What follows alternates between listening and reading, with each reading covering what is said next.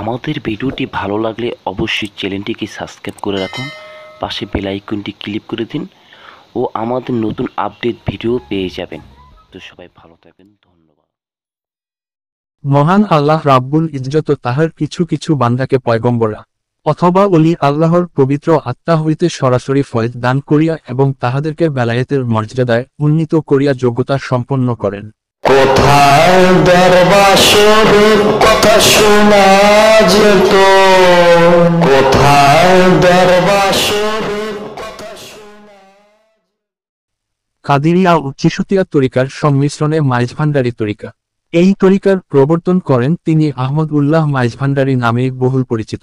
তার অনুসারীগণ যে সকল প্রচার প্রকাশনা বাংলা, আরবি, উর্দু এবং ইংরেজি সহ বিভিন্ন ভাষায় ছাপিয়ে আসছে, তাতে তার নাম গাউসুল আজম হজরত মৌলানা সৈয়দ আহমদ উল্লাহ মাইজভান্ডারী কেবলা কাবা কাদ্দাসাল্লাহ চিরহুল আজিজ লিখতে দেখা যায়। তৎপর এই তরিকার উন্নয়ন সাধন করেন তাহার জগৎ বিখ্যাত মুরিদ খলিফা হজরত গোলামুর রহমান প্রকাশ বাবা ভান্ডারী রহ। তাহার মতে ইলাহিয়াত বা ঐশী সত্তার বিকাশ ও স্ফুরণ হয় আদমিয়াত বা মানবত্বে। তিনি ইত্তেহাদের ভিত্তিমূলে হজরত আদম কে সর্বপ্রথম আল্লাহর শারীরিক বিকাশ বলিয়া মনে করেন। মানবীয় দৈহিক সত্তায় ঐশী সত্তার প্রকাশে এক চিরন্তন রহস্য। আল্লাহর সকল সিফাত বা গুণ মানুষের মধ্যেই বিকশিত হয়। এই জন্যই মানুষ আশরাফুল মাখলুকাত হিসাবে সৃষ্টি জগতের উপর কর্তৃত্ব করিতেছে।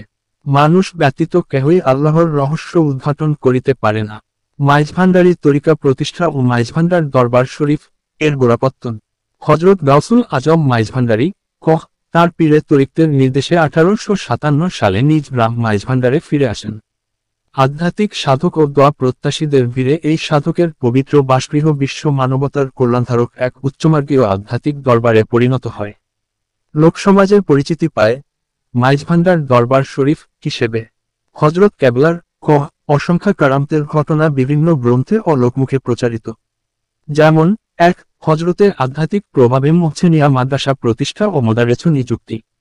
2. হজরতের আধ্যাত্মিক প্রভাবে এক রাতে মক্কা শরীফ হতে চট্টগ্রাম শহরে হাজির প্রত্যাগমন। 3. হজরতের বেলায়তি ক্ষমতায় বাহুতে হাত রেখে জনৈক হাজির অলৌকিকভাবে বাড়িতে প্রত্যাবর্তন। 4. হজরতের আধ্যাত্মিক প্রভাবে বাঘের মুখের লোটা নিক্ষেপে ভক্ত উদ্ধার। 5. হজরতের বেলায়তি প্রভাবে মৃত্যুকালে আজরাইল ফেরত ও 60 বৎসর আয়ু বৃদ্ধি। 6. হজরতের আদেশের রেয়াজ উদ্দিন উকিলের ভূ সম্পত্তি খরিদ ও রেয়াজ উদ্দিন বাজারের পত্তন। 7. হজরতের আশ্চর্য কেরামতে বগলের নিচে কাবা শরীফে মুসল্লির প্রবেশ করতে দেখা ইত্যাদি। এই ধরনের উচ্চমার্গীয় কেরামত কাউছে আজমিয়তের পরিচয় বহন করে। 1. নূর ও হাকিকত সম্বন্ধে আলোচনা। 2. নূর বিষয়ক শৃঙ্খলা। 3. নুরুল আনোয়ার, আনোয়ারে কাহিরা, আনোয়ারে মুরজারাদা সম্পর্কে আলোচনা। 4. বরদখের প্রকার ভেদ ও নমুনা। 5.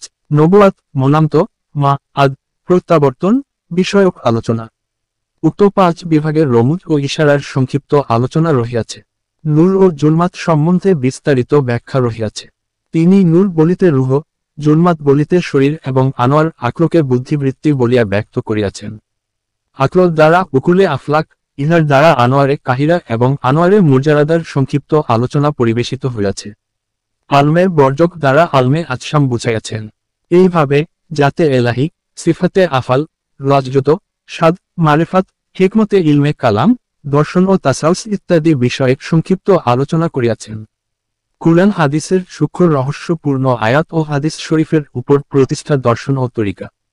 ইরান, ইরাক সহ পৃথিবীর বিভিন্ন দেশে এই তরিকার অনুসারী রহিয়াছেন। মাইভান্ডারী তরিকায় প্রবর্তিত সপ্ত পদ্ধতি চর্চার মাধ্যমে যারা দৈনন্দিন জীবন অতিবাহিত করবে, তারা খিজিরিয়া স্তরের অলির মোকাম অর্জন করতে পারে। সপ্ত পদ্ধতি চর্চার নিয়মাবলী যথা: 1. ফানা আনিল খালক, আত্মনির্ভরতার শেষের ফার্স্ট ব্র্যাকেট বিসর্গ আত্মচিন্তা, আত্ম উপলব্ধি, আত্মশক্তিতে বলীয়ান হওয়ার জন্য নিজের অস্তিত্বের মধ্যে ডুবে নিজেকে চিনা। 2. ফানা আনিল হাওয়া, অনর্থ পরিহার শেষের ফার্স্ট ব্র্যাকেট বিসর্গ যে সকল কাজ কোন সুফল দেয় না তা থেকে বিরত থাকা, যেমন গীবত, চগলখড়ি, পরনিন্দা ইত্যাদি। 3. ফানা আনিল এরাদা, প্রবৃত্তি ইচ্ছার বিনাশ শেষের ফার্স্ট ব্র্যাকেট বিসর্গ সুখে দুঃখে খোদাই ইচ্ছার শক্তির ওপর সন্তুষ্ট থাকা ও ধৈর্য ধারণ করা। 4 মওতে আবয়েদ সাদা মৃত্যু শেষের ফার্স্ট ব্র্যাকেট বিসর্গ সংযম বা কম কথা বলা, উপবাস যাপন, কম নিদ্রা, কম আহার করা। 5 মওতে আছওয়াদ কাল মৃত্যু শেষের ফার্স্ট ব্র্যাকেট বিসর্গ আত্মসমালোচনা, আত্মশুদ্ধি, অপরের নিন্দা ও সমালোচনা সহজভাবে গ্রহণ করা, প্রতিহিংসা ও ক্ষোভ দমন করা। 6 মওতে আহমর লাল মৃত্যু শেষের ফার্স্ট ব্র্যাকেট বিসর্গ লোভ, লালসা, যৌন দৃষ্টি, কামনা দমন ও সংযতকরণ। 7 মওতে আকজার সবুজ মৃত্যু শেষের ফার্স্ট ব্র্যাকেট বিসর্গ অল্পে তুষ্টি ও কৃতজ্ঞতা জ্ঞাপন, বাহুল্য পরিত্যাগ করা ও নির্বিলাস জীবন যাপন। ওরস শরীফ প্রত্যেক বছর বাংলা সন অনুযায়ী মাঘ মাসের 10 তারিখ বাৎসরিক ওরস শরীফ অনুষ্ঠিত হয়। দেশ বিদেশের লাখো লাখো ভক্ত আশেকান ওরসে শরীফের দুনিয়া ও আখিরাতের বরকত হাসিলের জন্য অংশগ্রহণ করেন। মাইজভান্ডার দরবার শরীফ বাংলাদেশের চট্টগ্রামের ফটিকছড়ি উপজেলার মাইজভান্ডার গ্রামে অবস্থিত। সৈয়দ আহমদ উল্লাহ প্রতিষ্ঠা মাইজভান্ডারি কাদেরিয়া তরিকা মাইজভান্ডার দরবার শরীফ হিসাবে পরিচিত সৈয়দ আহমদ উল্লাহ তার পীরের নির্দেশে 1857 সালে নিজ গ্রাম মাইজভান্ডারে ফিরে আসেন। আধ্যাত্মিক সাধক ও দোয়া প্রত্যাশীদের ভিড়ে তার বাসগৃহ আধ্যাত্মিক দরবারে পরিণত হয় ও লোকসমাজে পরিচিতি পায় মাইজভান্ডার দরবার শরীফ।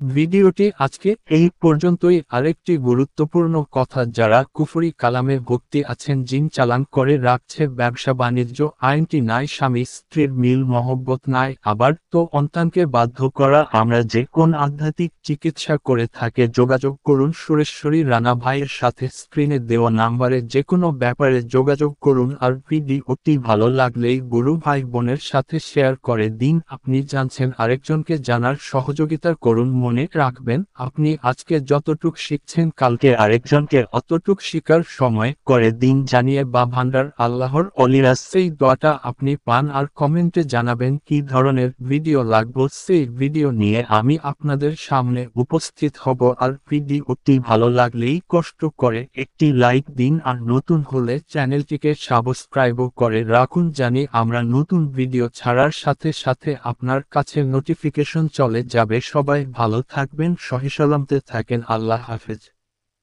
কোথায় দরবার শরীফ কথা শোনা যেত, কোথায় দরবার শরীফ কথা শোনা।